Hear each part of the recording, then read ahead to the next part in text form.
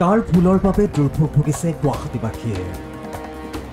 গুৱাহাটীৰ বানপানী প্ৰসংগত প্ৰতিক্ৰিয়া মুখ্যমন্ত্ৰীৰ।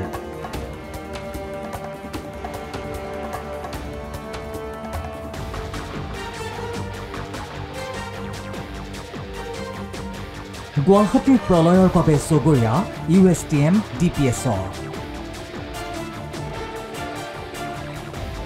সোমবাৰে মেঘালয়ৰ পৰা অহা পানীয়ে গুৱাহাটীত কৃত্ৰিম বানৰ সৃষ্টি কৰিছিল বুলি মন্তব্য মুখ্যমন্ত্ৰী ডক্টৰ হিমন্ত বিশ্ব শৰ্মাৰ।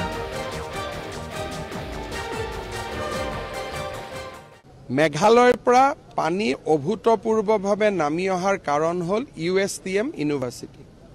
তাত USTM ইউনিভাৰ্চিটিয়ে মেঘালয়ৰ গুৱাহাটীৰ খানাপাৰাত তেওঁলোকৰ ভৌগোলিক অৱস্থানৰ সুবিধা লৈ এটা বছৰটোৰ যিমান বৰষুণ হয় সোমবাৰে এদিনতে তাৰ 25% বৰষুণ হৈছিল।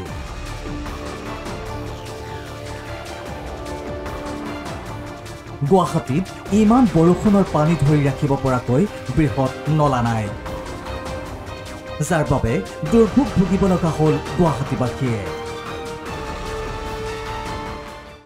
যোৱা পৰহি দিনাখন গুৱাহাটীত অভূতপূৰ্ব বৰষুণ হয় আৰু গুৱাহাটীৰ আমি যিটো নলা নৰ্দমা আমি নিৰ্মাণ কৰিছোঁ সেই নলা নৰ্দমাবিলাকে ইমান ডাঙৰ পানী ধৰি ৰখাৰ আমাৰ ক্ষমতা নাই। গতিকে বছৰত এনেকুৱা এটা বা দুটা দিনৰ আমি সন্মুখীন হওঁ যি দুটা দিন আমাৰ নিয়ন্ত্ৰণৰ বাহিৰত গুচি যায়। সোমবাৰৰ তীব্ৰ যান-জঁটৰ সন্দৰ্ভত প্ৰতিক্ৰিয়া মুখ্যমন্ত্ৰীৰ। ইমান ডাঙৰ পানী হ'লে ধৰি ৰখাৰ ক্ষমতা গুৱাহাটী স্মাৰ্ট চিটিৰ নাই।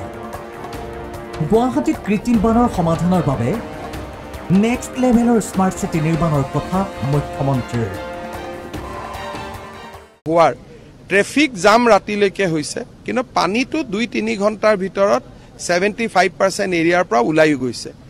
ইমান ডাঙৰ বৰষুণ হ'লে ধৰি ৰখাৰ ক্ষমতা গুৱাহাটীৰ দৰে স্মাৰ্ট চিটি এখনৰ নাই। ইয়াৰ কাৰণে আমি এটা নেক্সট লেভেলৰ স্মাৰ্ট চিটি বনাব লাগিব। মেঘালয়ৰ পৰা নামি অহা পানী কেনেকৈ দীপৰ বিল বা শিল হাকলৈ যাব পাৰি তাক লৈও চলিব চিন্তা চৰ্চা। এই ক্ষেত্ৰত বহু স্থানত নিৰ্মাণ কৰিবলগীয়া হ'ব পাৰে বৃহৎ নলা। এই ক্ষেত্ৰত আৰ্থিকভাৱেও ইমান সক্ষম নহয় চৰকাৰ। আৱেগিক হোৱাৰ পৰিৱৰ্তে ব্যৱহাৰিকভাৱে কিদৰে সমস্যা সমাধান কৰিব পাৰি তাক লৈ চিন্তা চৰ্চা কৰিব লাগে বুলিও মন্তব্য মুখ্যমন্ত্ৰীৰ। উপায় এটাই যে এই পানীখিনি আমি দীপৰ বিললৈ ডাইভাৰ্ট কৰি লৈ যাব লাগিব বা শিলখাকু বিললৈ ডাইভাৰ্ট কৰি লৈ যাব লাগিব। কিন্তু ডাইভাৰ্ট কৰি লৈ যোৱাৰ বাবে মাজেদি যদি নলা নৰ্দমা বনাওঁ বহুত লেণ্ড একুইজিশ্যন লাগিব, যিটো আমাৰ আৰ্থিক ক্ষমতাৰ ভিতৰতো নপৰে। গতিকে ইয়াত আৱেগিক হোৱাৰ পৰিৱৰ্তে আমি প্ৰেক্টিকেলি কেনেকৈ এই সমস্যাবোৰ সমাধান কৰিব পাৰোঁ আমি চাম। ব্যুৰো ৰিপৰ্ট, প্ৰথম খবৰ।